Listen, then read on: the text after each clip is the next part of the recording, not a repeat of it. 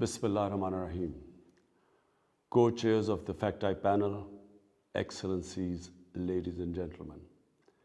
It is a pleasure to be invited to address this launch of the final report of the high-level panel on financial accountability, transparency, and integrity. When my government took office 2.5 years ago, the country's coffers were empty, denuded by huge and accumulated trade and fiscal deficits, but more than that, by illicit financial outflows from our country. Your interim report confirmed that due to political and official corruption, as well as crime and tax evasion, trillions of dollars flow out of developing countries each year. $7 trillion in stolen assets are parked in the financial haven countries. The flight of this vast resources from the developing countries is a principal cause of their underdevelopment, poverty, inequality, and political instability. During the consideration of the interim report in September last year, I had suggested several global policy actions, including immediate return of stolen assets, penalties on the financial institutions, lawyers and accountants, and other enablers of corruption, crime, and tax evasion, disclosure on the beneficial ownership of companies, a global minimum corporate tax, fair digital taxation, review and revision of unequal investment treaties, and a coherent mechanism for monitoring illicit financial flows set up under the United Nations. I'm glad that these proposals have been reflected in the final report of the panel.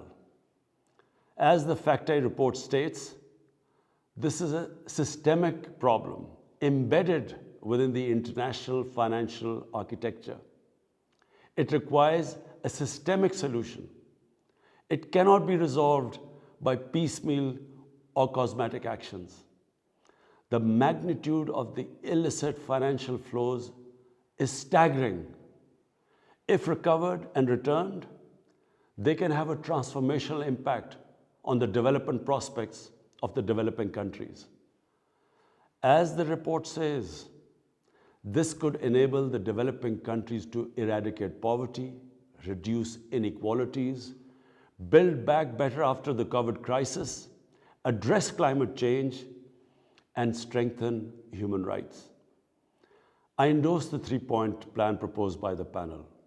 1.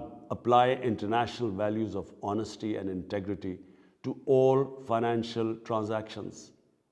2. Strengthen policy frameworks. And 3. Reform and reinforce the relevant institutions dealing with these illicit financial flows. These responses could form a part of global pact for financial integrity. National and cross-border financial transactions should be regulated under a value-based system encompassing accountability, transparency, legitimacy, fairness, inclusion, and equity. These values should be reflected in all national and international financial instruments, institutions, and transactions, and particularly in those bodies which address illicit financial flows. All such activities should conform to rules and standards that are compatible with and contribute to sustainable development. And global financial governance must improve.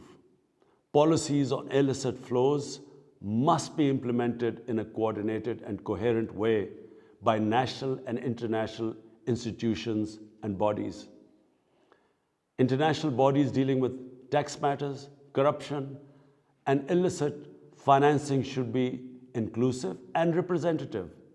They should not be used as an instruments of pressure and coercion against developing countries. A global forum under the United Nations should coordinate all bodies dealing with technical, legal, and political aspects of illicit financial flows. It should incorporate a mechanism to adjudicate and mediate disputes on issues relating to illicit financial flows. Excellencies, it's now time to act on recommendations of the FACTI panel. Pakistan will be happy to join in proposing the adoption of FACTI panel report by the United Nations Economic and Social Council and the General Assembly. We must also take some quick, concrete actions. First, a commitment by haven countries to immediately and unconditionally return all foreign assets that are shown to be stolen or whose legitimacy cannot be explained. The OECD's proposal to freeze and return the unexplained assets of foreign politically exposed persons is worthy of consideration. Secondly, the UN should initiate several steps, including initiate negotiations on the new international tax cooperation and anti-money laundering legal instruments, like the Convention on Corruption. Adopt common principles identified by the FACTI panel that would apply to all financial transactions, and establish a UN coordination, adjudication, and mediation mechanism on illicit financial flows. Pakistan will work actively with all like-minded countries to realize these vital objectives. I thank you.